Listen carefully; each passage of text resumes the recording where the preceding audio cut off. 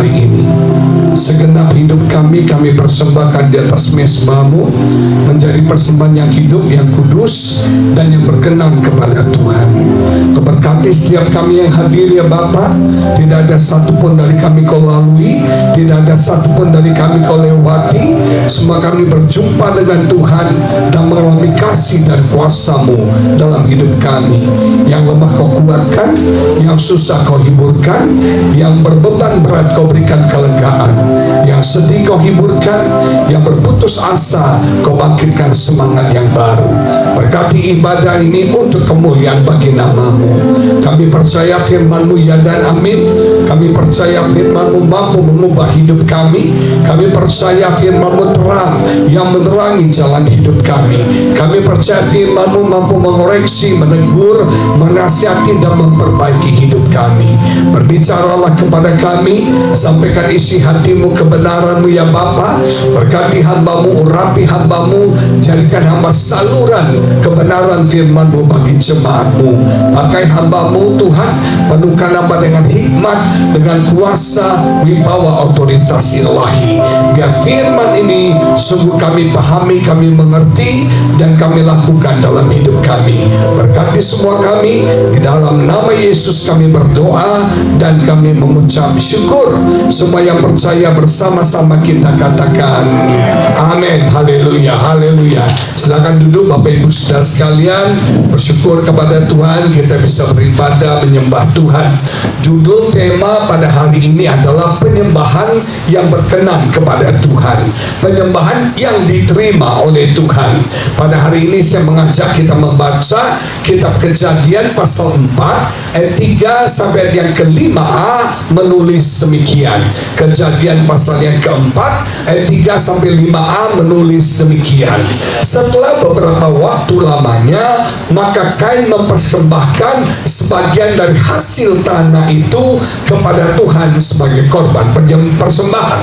Habel juga mempersembahkan korban persembahan dari anak sulung, firstborn, kambing dombanya, yakni lemak-lemaknya. Maka Tuhan mengindahkan Habel dan korban persembahannya itu, tetapi Kain dan korban persembahannya tidak diindahkannya. Nah Bapak Ibu Saudara sekalian, kita berbicara tentang korban yang diterima Tuhan dan korban yang ditolak oleh Tuhan. Tidak semua penyembahan kita, tidak semua ibadah kita berkenan kepada Tuhan. Dan kita mau mempelajari firman Tuhan, apa rahasia ibadah kita, penyembahan kita berkenan kepada Tuhan, sehingga ibadah dan penyembahan kita mendatangkan berkat yang besar bagi setiap kita. Nah, ada beberapa hal penting yang kita harus pelajari tentang apa itu penyembahan. What is worship? Banyak orang salah kaprah tentang penyembahan. Yang pertama, Bapak Ibu Saudara sekalian, menyembah gak ada hubungan dengan musik, menyembah gak ada hubungan dengan lagu. Kalau Anda mungkin suaranya fals, Anda gak pinter nyanyi, saudara sekalian, gak usah kecewa, gak usah putus asa, gak usah minder. Karena penyembahan tidak ada hubungan dengan yang namanya lagu, tidak ada hubungan dengan yang namanya musik. Jadi kalau Anda gak pintar main musik, gak usah khawatir, Anda masih bisa menjadi penyembah Tuhan. Saya dari kecil belajar main gitar, saudara, senarnya putus semua, saya tetap tidak bisa main gitar. Saya belajar main piano, terus putih dan hitam, ebony ivory-nya saya pencet, gak ketemu nadanya. Saya bisa nyanyi, tapi saya gak punya bakat musik, dan saya gak minder. Walaupun saya gak bisa main musik, walaupun saya hanya bisa nyanyi, saudara sekalian, itu tidak berarti saya tidak bisa menyembah Tuhan. Karena menyembah Tuhan gak ada hubungannya dengan musik dan lagu. Musik dan lagu itu cuma sarana bagi kita untuk menyembah Tuhan, cuma alat bagi kita untuk menyembah Tuhan. Kalau kita berbicara tentang menyembah Tuhan, kita bicara tentang sikap hati, kita bicara tentang attitude hati kita kepada Tuhan. Ada beberapa attitude hati yang kita harus miliki kalau kita mau jadi penyembah Tuhan. Yang pertama, kita harus punya keinginan, kita harus punya kehausan, kita harus punya kelaparan untuk datang mendekat kepada Tuhan. Kita punya keinginan untuk menyembah Tuhan. pelajari tentang Kain dan Habel. Kain dan Habel adalah anak yang lahir dari Adam dan Hawa setelah mereka jatuh dalam dosa. Jadi status Kain dan Habel adalah orang yang sudah berdosa. Tapi walaupun dia sudah berdosa, dia punya keinginan untuk menyembah Tuhan. Dia punya keinginan untuk datang beribadah kepada Tuhan. Saudara, manusia itu makhluk yang spesial karena kita diciptakan 3 dimensi. Tumbuh-tumbuhan cuma punya fisik, binatang punya fisik dan punya jiwa. Hanya kita manusia yang punya fisik, yang punya jiwa dan punya roh. Ini yang membuat kita jauh lebih tinggi dari binatang. Ini yang membuat kita jauh lebih berharga daripada binatang. Tapi sayang, ada banyak orang Kristen tidak menghargai kelebihannya dari binatang. Maaf saudaranya, seringkali kita itu lebih bodoh dari binatang. Seringkali kita tuh lebih bejat dari binatang. Kalau Anda punya kucing di rumah, kalau Anda suka piara anjing di rumah, anjing itu bisa tahu yang mana betina, yang mana jantan. Betul nggak Pak ya? Anjing itu bisa tahu yang mana betina, yang mana jantan. Nggak pernah ada perkawinan sejenis di antara anjing. Pernah si Blacky sama si Jody kawin? Nggak pernah. Dia tahu yang mana betina, yang mana jantan, yang mana pasangannya. Manusia sudah main hajar aja. Laki-laki dengan laki-laki, wanita dengan wanita. Kadang-kadang kalau saya lihat berita tentang lesbian, tentang homoseks, saya geli saudara. Kita manusia jauh lebih rendah daripada anjing, jauh lebih rendah daripada binatang, saudara sekalian.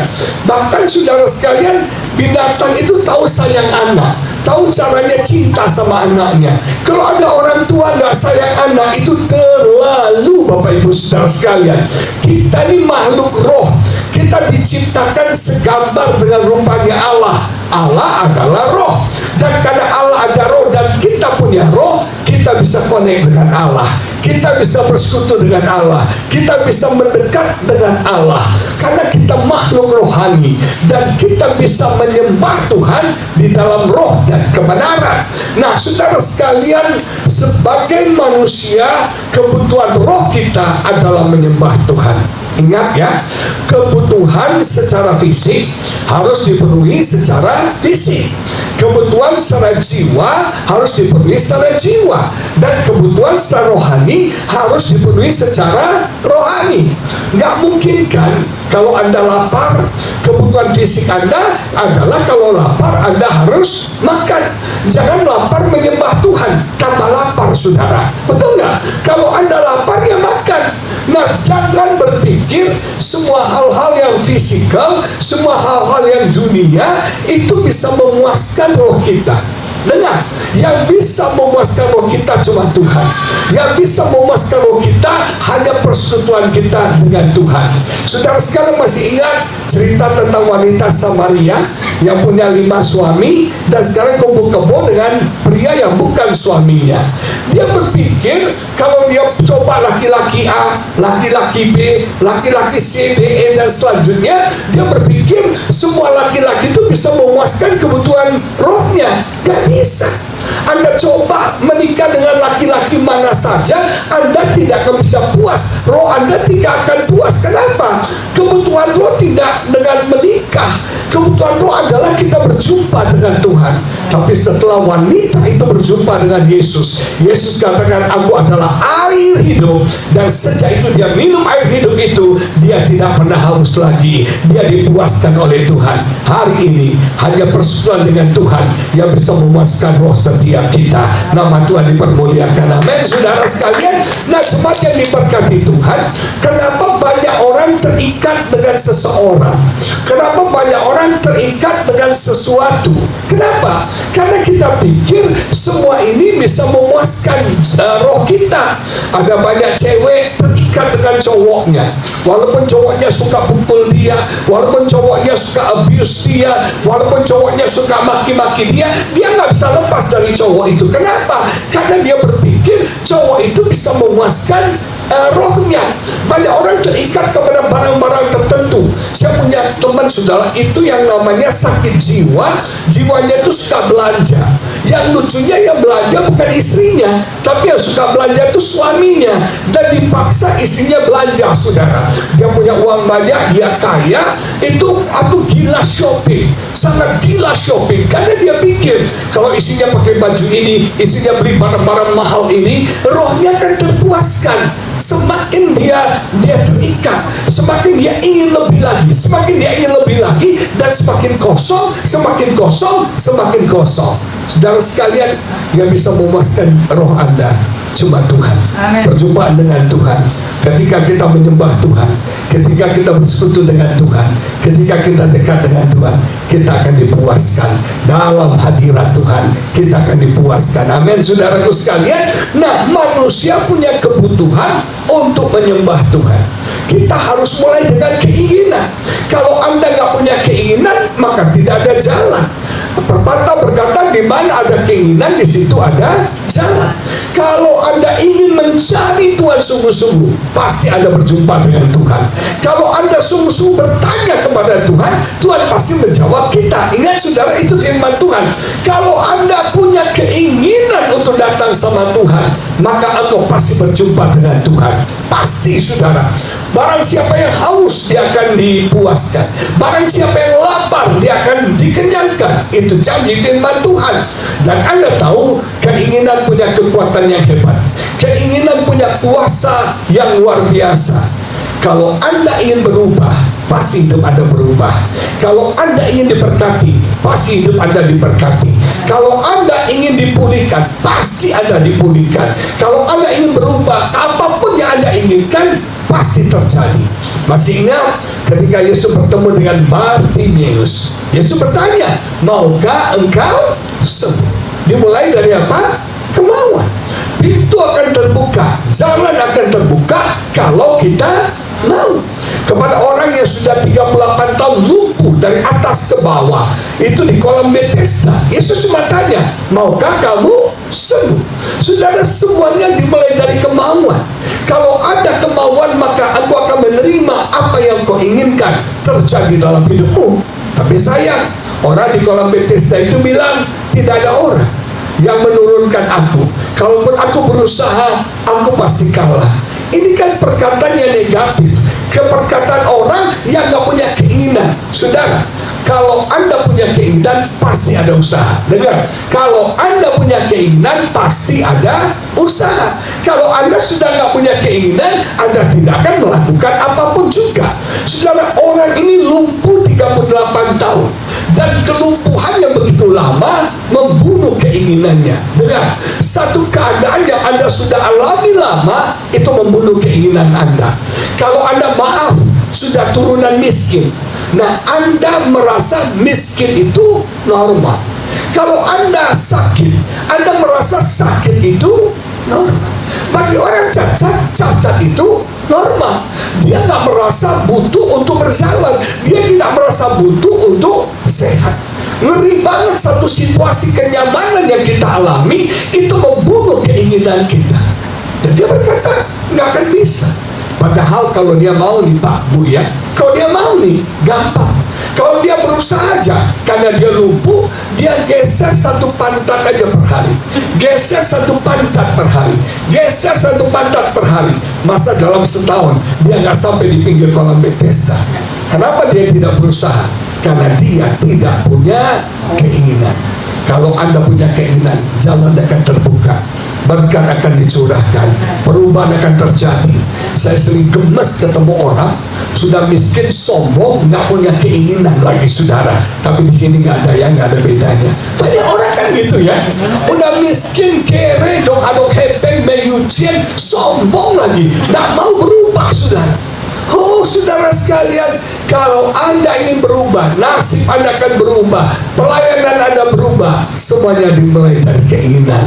Begitu juga menyembah Tuhan, dimulai dengan hati yang ingin, yang haus, yang rindu akan Tuhan. Ingat saudara, hanya Tuhan yang layak kita sembah. Dengar, hanya Tuhan Yesus yang layak kita sembah. Amin. Penyembahan kita fokusnya kepada Yesus. Saudara, iblis pun ingin kita menyembah Dia. Masih ingat ketika Yesus dicobai di padang gurun, iblis bilang gini, semua kemegahan, kekayaan, kehebatan, kejayaan dunia ini akan kuberikan kepadamu kalau kamu apa? Sujud menyembah aku. Iblis Lucifer kan pemimpin malaikat, pemimpin penyembahan. Dia tahu begitu hebatnya penyembahan, dan dia ingin disembah juga. Dan dia menawarkan semua kekayaan, dia menawarkan semua popularitas, dia menawarkan semua kejayaan dunia ini kalau kita menyembah Tuhan. Saudara, jangan heran ya, iblis bisa buat Anda kaya, iblis bisa buat Anda sukses, iblis bisa buat Anda populer, iblis bisa membuat Anda berkuasa. Dengar, iblis bisa buat itu. Tapi iblis tidak pernah kasih gratis, selalu ada tumbalnya. Tapi kita bersyukur Tuhan memberkati kita gratis, cuma-cuma. Keselamatan gak perlu bayar, diberikan secara cuma-cuma. Jangan saudara izinkan engkau punya kekayaan, punya kehormatan, kesuksesan, tapi dengan cara menyembah iblis. Berapa banyak orang bertapa supaya kuat, berapa banyak orang percaya kepada dukun-dukun supaya dapat kekuasaan. Saudara sekalian, saya punya teman seorang bapak, saudara, dia itu pasang susu dari ujung rambut sampai telapak kaki itu ratusan, saudara. Saya bilang, bro, ngapain lu pasang susu segitu banyak? Susu di mata, kalau dia kedip ceweknya langsung meleleh, kelepak jadi, saudara. Kenapa ada susu di bibir? Supaya kalau ngomong manis menarik orang terpesona, orang melongo. Kenapa ada susu di sana di sini? Supaya kuat, supaya maco, supaya kalau ditembak nggak mempan, saudara. Dan waktu kita doakan, yang keluar cuma beberapa susu aja. Akhirnya kita bawa ke Singapura, kita cek di ronsen dari atas ke bawah ratusan. Dokter pun tidak berani operasi karena di setiap bagian tubuhnya ada susu. Saudara sekalian, saya kadang-kadang, aduh, orang kok bodoh ya, mencari kekuasaan, kehebatan, popularitas, kesuksesan dengan cara menyembah kepada iblis. Betul nggak saudara ya? Kedukun, hal yang tidak baik. Hanya Yesus yang layak kita sembah, hanya Tuhan yang layak kita sembah. Amin saudara sekalian. Iblis menawarkan banyak hal, tapi bilang, sorry, aku nggak tertarik, aku mau menyembah Tuhan. Percayalah, ketika kita menyembah Tuhan, Tuhan gak akan lupa untuk memberkati hidup setiap kita. Popularitas, kesuksesan, keberhasilan, berkat-berkat pasti Tuhan berikan bagi orang yang menyembah Dia. Sikap hati yang kedua yang harus kita miliki, kalau Anda pelajari kata menyembah, itu dalam bahasa aslinya artinya tukis, mencium. Kalau kita bicara mencium, itu bicara apa Bapak Ibu? Cium. Ini kita belum Natalan ya, belum malam kudus sunyi senyap, saudara ya. Nah saudara, tukis itu, mencium itu maksudnya apa? Rasa cinta, rasa sayang, betul nggak? Kita hanya mencium orang-orang yang kita sayangi, orang-orang yang kita cintai. Gak mungkin Anda nanti ke SMS Sumarekon Mall Serpong, Anda ketemu orang, Anda cium semua orang. Enggak, orang juga takut, saudara, betul nggak? Ini zaman virus lagi, betul nggak? Kita hanya mencium orang-orang yang dekat dengan kita, orang-orang kita sayangi, orang-orang yang kita cintai. Apa maksudnya penyembahan? Dasar penyembahan harus keluar dari hati yang mengasihi Tuhan. Anda apapun yang Anda lakukan dari hati yang mengasihi Tuhan, itu penyembahan. Sekalipun Anda tidak di gereja, Anda sedang di toko, Anda sedang bisnis, Anda sedang bekerja, Anda mungkin melakukan profesi Anda, tapi Anda lakukan dengan hati yang mengasihi Tuhan, Anda sedang menyembah Tuhan. Nah saudara sekalian, hati kita hati yang cinta sama Tuhan, hati yang terpaut sepenuhnya kepada Tuhan. Nah coba cek, kita seringkali, maaf ya, beribadah kepada Tuhan, tapi hati kita nggak sama Tuhan.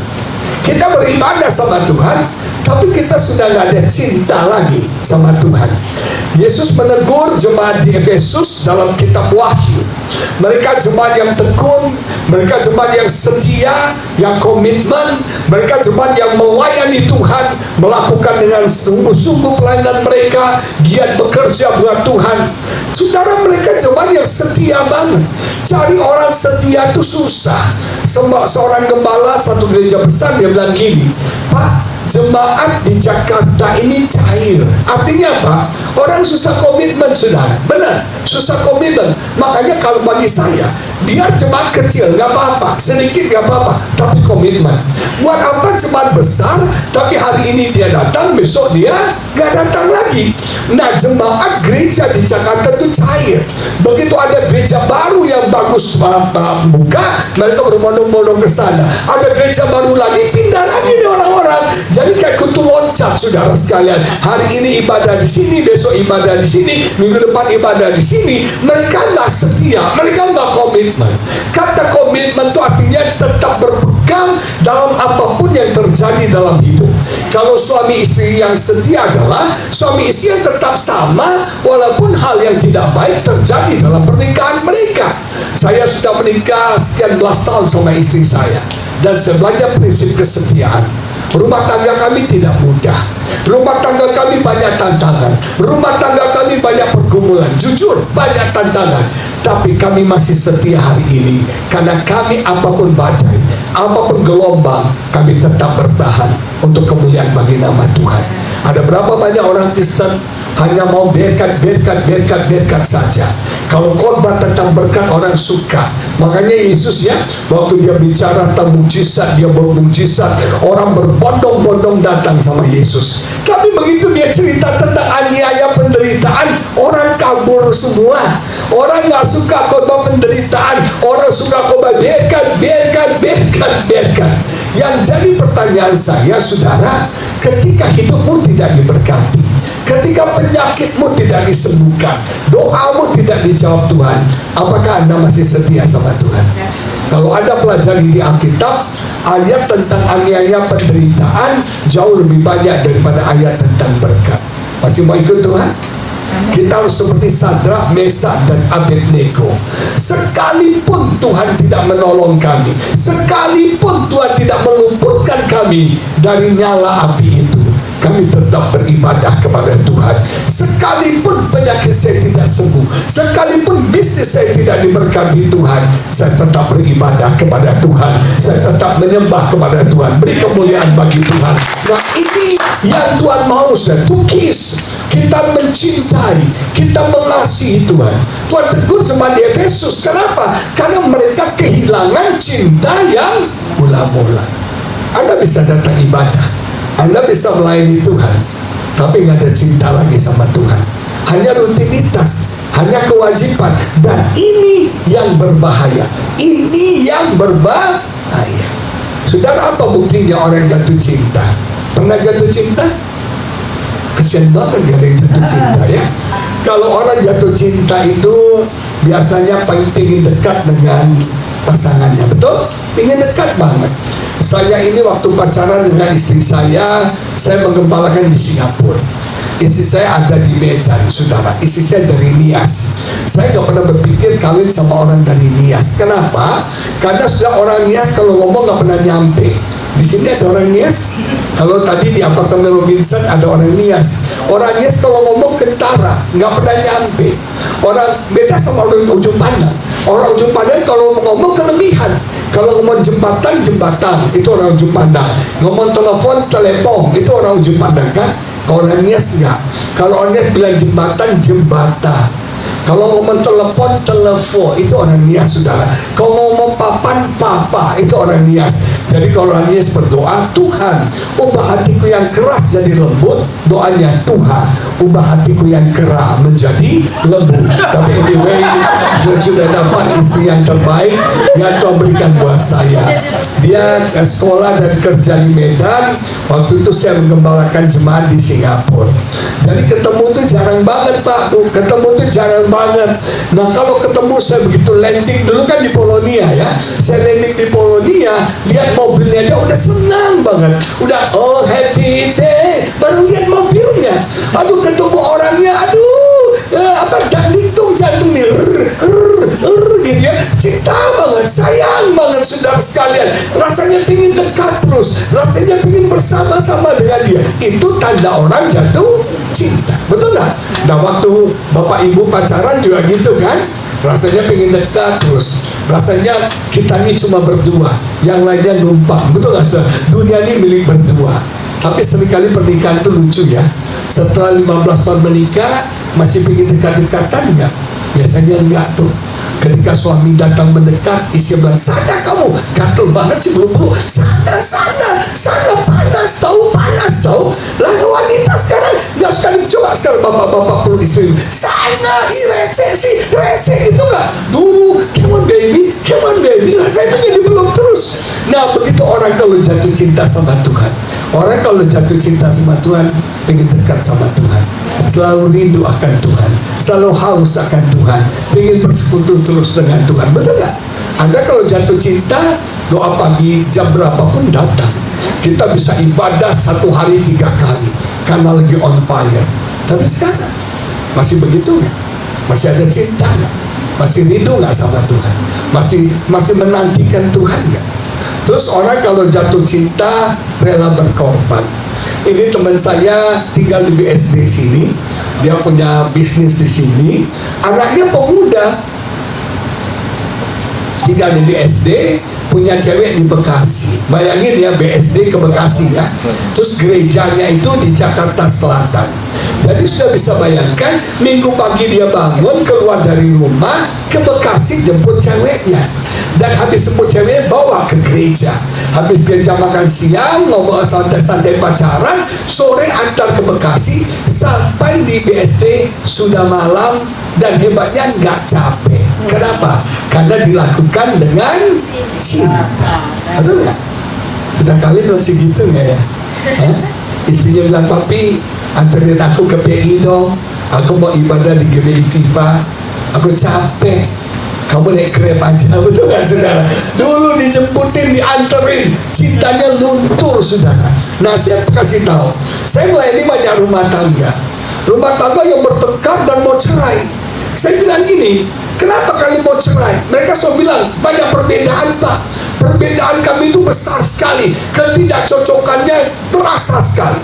Saya selalu tanya gini, waktu pacaran tidak cocok apa nggak cocok? Mereka bilang nggak cocok. Waktu pacaran nggak ada nggak cocoknya. Tapi kenapa nggak cocoknya nggak muncul? Karena banyak cinta.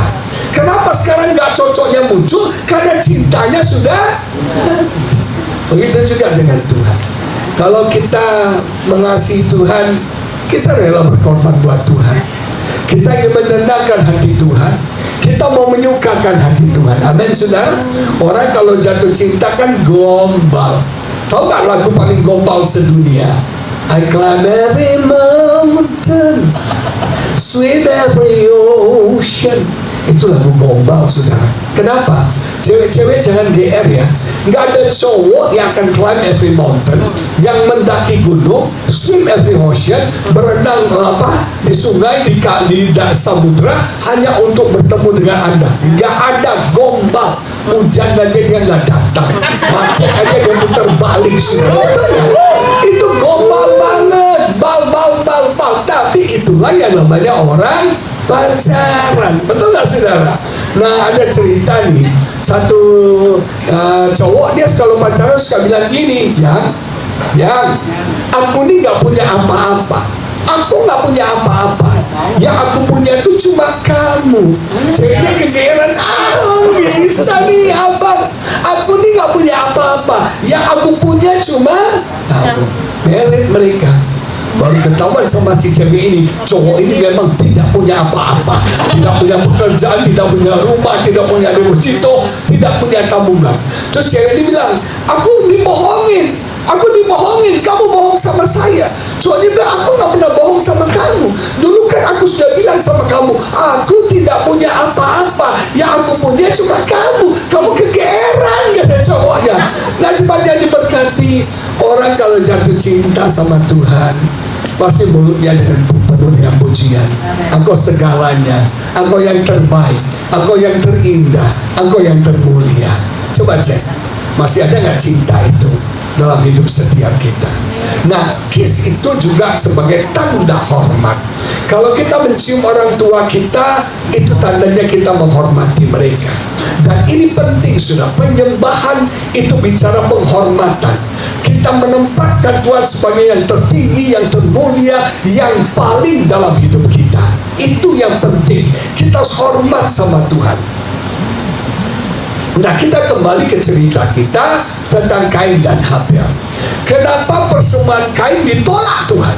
Karena Kain tidak hormat sama Tuhan. Walaupun manusia sudah jatuh dalam dosa, Tuhan masih membuka jalan untuk manusia bisa datang sama Tuhan, menyembah Tuhan. Ada waktunya, ada tempatnya, dan ada prosedur, ada aturannya. Nah, kita bersyukur sekarang kita tidak dibatasi oleh tempat. Artinya di mana saja kita bisa menyembah Tuhan.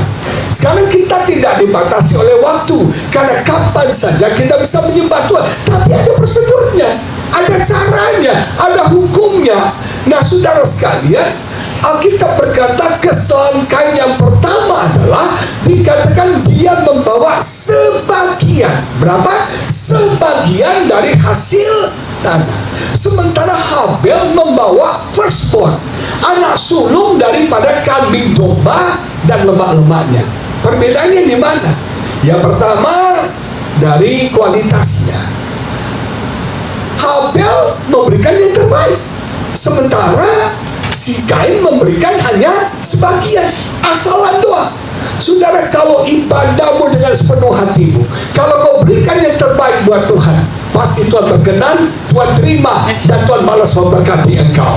Tapi kalau ibadahmu asalan, saudara, yang asalan aja, aku hanya berikan sebagian hatimu, ini yang berbahaya. Tuhan gak mau sebagian, Tuhan mau yang terbaik, Tuhan mau segalanya, saudara sekalian.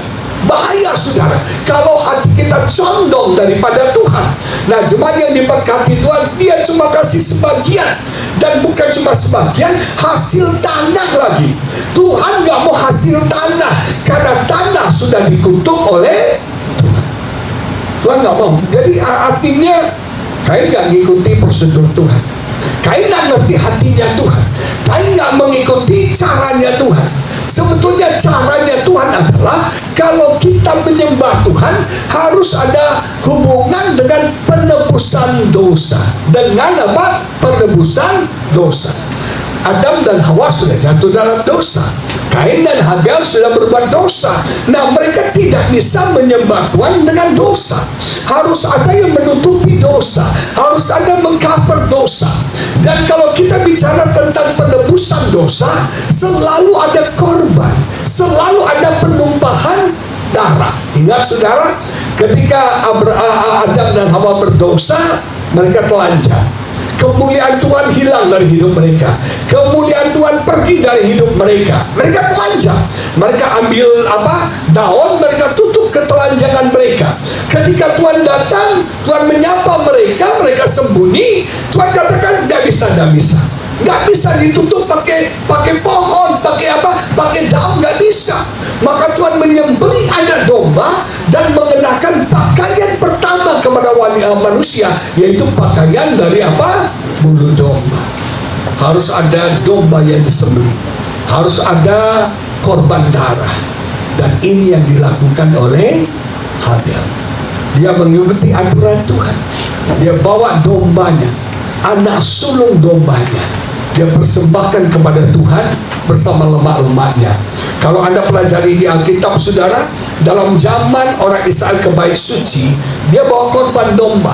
Ketika sampai di depan mezbah korban bakaran, mereka tumpahkan tangan mereka atas domba. Artinya dosa mereka ditimpa ditimpakan kepada domba. Dosa mereka ditransfer kepada domba. Jadi domba menanggung dosa mereka, dombanya dipotong dan kemudian dibakar di atas mezbah korban bakaran. Artinya apa? Yesus adalah anak domba Allah yang menjadi pengganti dosa kita. Dia menanggung, dia menebus semua dosa-dosa kita, sehingga kita bisa hidup benar, hidup suci, berkenan kepada Tuhan.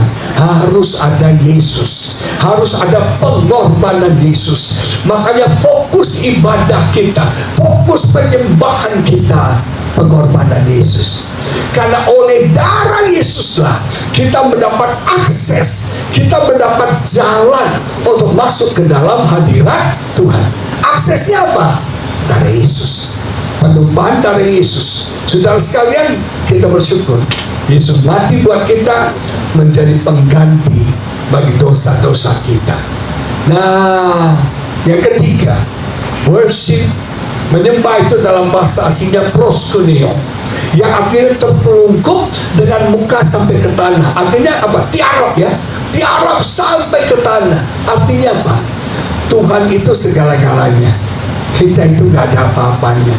Artinya menyembah membutuhkan kerendahan hati.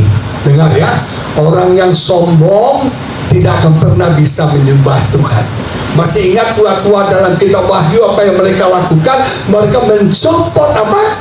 Crown mereka, mahkota mereka, mencampakkannya di depan anak domba Allah. Artinya apa? Kalau Anda dengan gengsi Anda, dengan martabat Anda, harga diri Anda merasa Anda penting, orang yang sombong tidak akan pernah bisa menyembah Tuhan. Siapapun juga kita, rendah hati, karena Tuhan akan memberkati orang yang rendah hati. Orang sombong dibenci oleh Tuhan, orang sombong dilawan oleh Tuhan, dan orang sombong tidak akan diberkati Tuhan. Awal daripada kehancuran adalah apa, saudara? Kesombongan. Kenapa Nebukadnezar dihancurkan Tuhan? Karena dia sombong. Kita rendah hati, harga diri, gengsi harus kita taklukkan, kita tundukkan. Sekalipun kau tulang, mengalahlah sama yang namanya bere-bere ini, saudara. Ada teman saya cerita, kami Pak orang Batak Pak, kalau makan harus tulang nomor 1, baru sisa tulangnya baru bere makan katanya. Nah saudara, kadang-kadang bere harus dikasih duluan. Belajar dari Abraham. Abraham itu tulang loh. Siapa? Si Lot itu bere ya, bere. Ponakannya, saudara.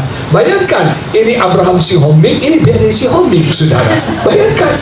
Nah saudara sekalian, saudara jangan lihat saya, lihat Chinese loh. Saya ini luarnya Chinese, dalamnya Batak, saudara. Benar. Sonangdo, sonangdo,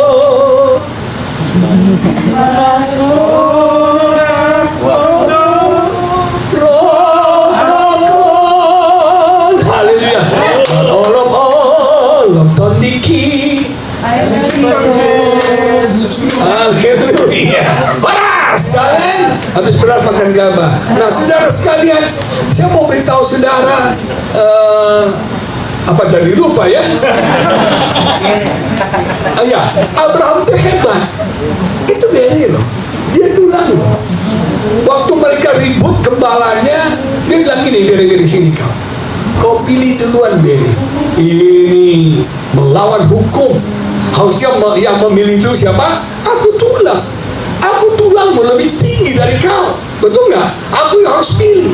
Tapi Abraham enggak. Kamu pilih dulu. Mengalah itu yang membuat Abraham diberkati Tuhan. Jadilah orang yang rendah hati, yang suka mengalah. Gaya berenang tuh harus gaya berenang, jangan gaya berenang gaya dada. Orang kalau berenang gaya dada, gua maju lu mundur, tendang sana tendang sini, gua maju lu tendang sana tendang sini. Gaya berenang kita harus gaya punggung. Kamu maju saya mundur, kamu maju saya mundur. Amin saudara. Ketika kita mengalah, berkat Tuhan akan dicurahkan. Nah kalau kita mau menyembah Tuhan, butuh kerendahan hati. Ini gak gampang. Kesombongan dihancurkan. Tahu gimana Tuhan menghancurkan kesombongan?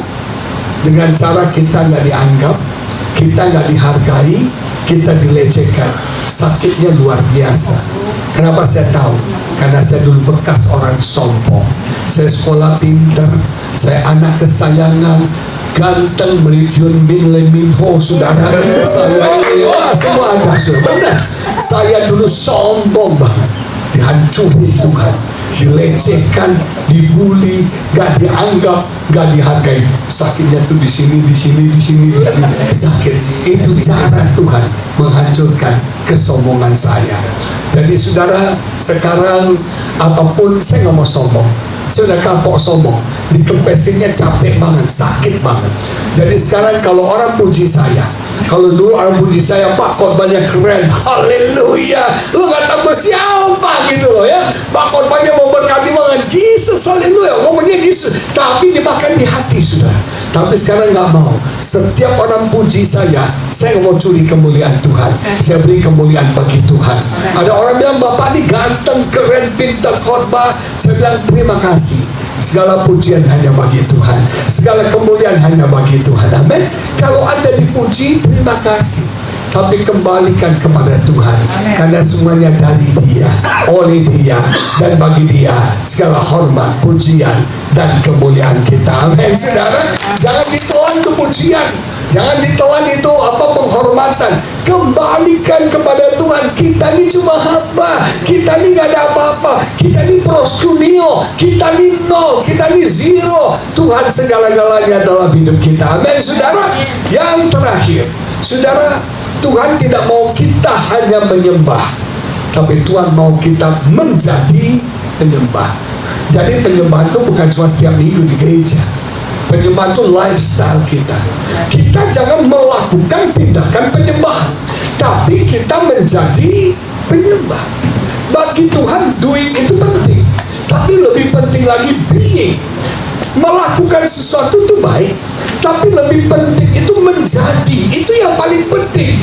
Banyak orang saudara cuma doing tapi tidak menjadi. Banyak orang saudara doing penyembahan tapi nggak jadi penyembah.